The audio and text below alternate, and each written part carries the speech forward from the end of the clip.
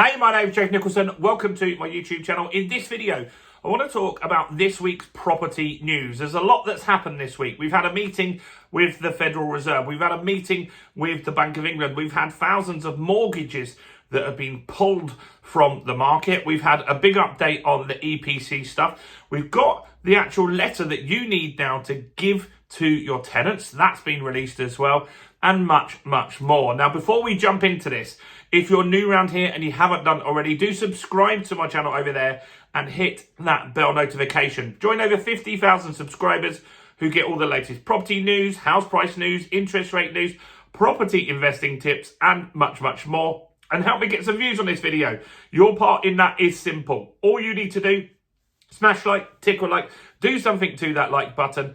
That really helps with the YouTube algorithm, and that really does help the channel grow. So thanks to everyone that does that. So, what a week. A lot has happened this week. I do say that every week, but this is truly quite a lot has happened. So, what should we talk about first? Let's talk about the Federal Reserve. They had an interesting meeting. They held rates at 3.5%. And it's interesting because Jerome Powell, the chair of the Fed, only has one more meeting left. However, he also did say that if they can't confirm in the Senate, so basically their MPs will vote who they want to be the next person. The person put forward is Kevin Walsh. Does he get enough votes to get the job? If he doesn't, then Jerome Powell says he will just stay on. That's how it works. So he will stay on until someone is sworn in. Now, the Democrats in America and maybe some people that are turning on Trump on his party could delay this. So we could have Jerome Powell there a little bit longer than we were expecting, which was interesting. And that came out of this week's meeting. They've also said, look, can't rule out interest rate rises now. That's a big flip from where we were hoping to be. This is all down to the stuff that's happening in the Middle East. So, yeah, keep an eye on that. Federal Reserve have held rates, but they might actually increase them. Next, a popular video is about selling to tenants. Made a video this week. All these videos, how you can find them is where it says Property Accelerator below here. Click on that, click on videos, and you can see the longer versions of this. But Nottingham Building Society, they created a product where you could gift your tenant some deposit to help them be able to buy your place. It will look at all the stuff like the rents that they've afforded and stuff like that. And it's just an easier way to switch across to an existing tenant. So that is a new product that's been launched. That's something that a lot of people are checking out. So go and check out the video on that and Nottingham Building Society if you are interested in selling your property to your tenant. Mortgage rates. What happened with rates? Well, it was not a good week for rates. A lot of companies pulled their mortgage deals this week. And that's based off the fact that the swap rate, the rate that they borrow at, is going up. Now, the Bank of England was expected to cut rates this week. That soon changed after the war started. And now I've seen some news today that potentially we might get 3 interest rate rises this year. It was 2 yesterday, and now the markets are pricing in a 3rd interest rate rise, potentially if this war is prolonged and inflation starts to come back. That's not good.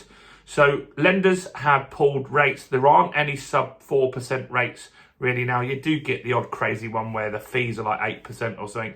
But on the whole, most deals do not have good rates at the moment. And that's something that will stick around. Now, if you've got a deal that ends in the next 6 months, you need to get onto your broker now, because you could fix a deal now. And if things changed, the war ends next week, because that's how crazy this is. It could, right?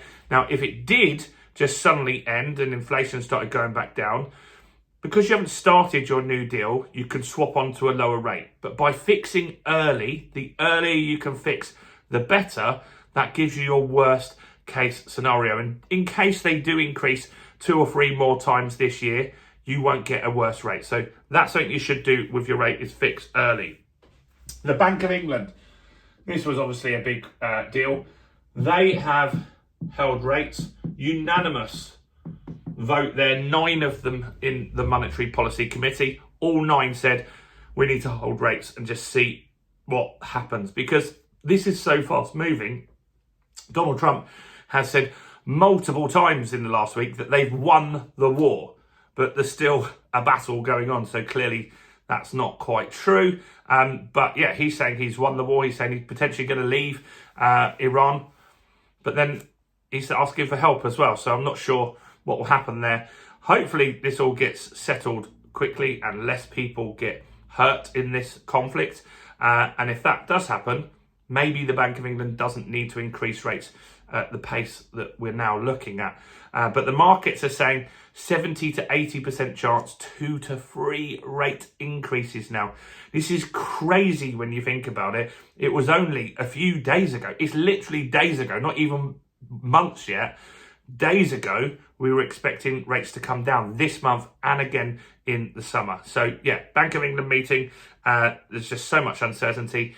We'll start seeing some inflation data next week. That will come down because it's got a lag. So the inflation data that you're going to see next week will be lower, most likely will be lower because it has got a lag. It'll be in the future months that you'll start to see that go up. EPCs, this was a popular topic. Generation Rent are lobbying the government at the moment to make it that if a landlord doesn't have their EPC set at a level C, that the tenant could then just stop paying rent because they're not getting the service. Now, this is bonkers because potentially, yeah, if you have a tenant that pays you £1,000 a month, that could be £1,000 that you could be owed, which is crazy. And then the tenant could make it difficult for you to get access, and all these kind of things could delay this stuff. But yeah, this is what Generation Rent are pushing. And Generation Rent and Shelter and people like that, they have had influence on the Renters' Rights Act. So don't just rule this out as something that won't happen. They also have a demonstration protest in London next month to put rent caps in London. And Sadiq Khan is up for that as well. So you've got to keep an eye on this stuff. And yeah, that is something that potentially could damage a lot of landlords for sure.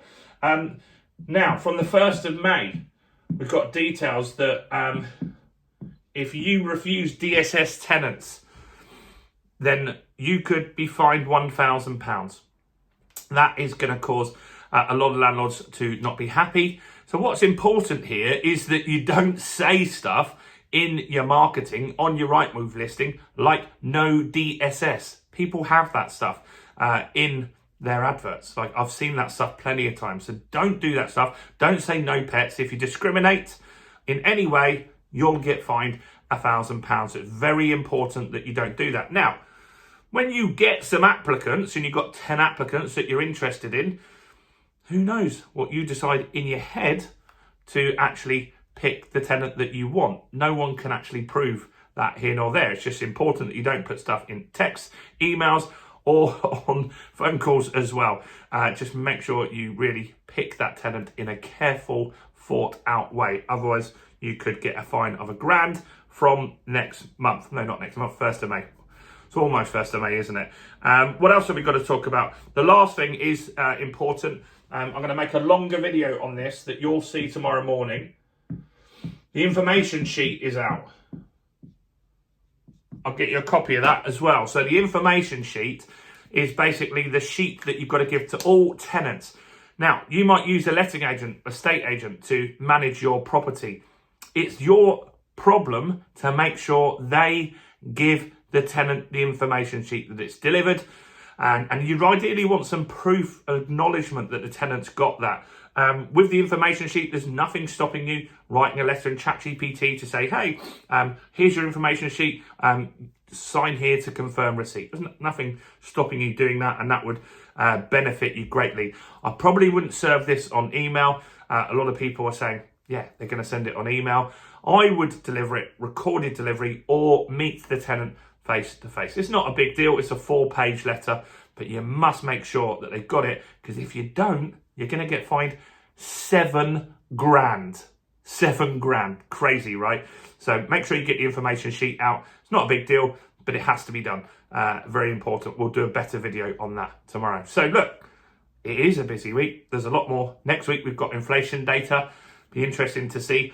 I think that will drop because it's lagged and they were expecting it to go to 2%. But yeah, obviously it's going to start going back up in a few months as well. Do like the video, do subscribe. Let me know, comment, even if it's just to say hi. Do check out all the other content as well on the channel, including this video right here.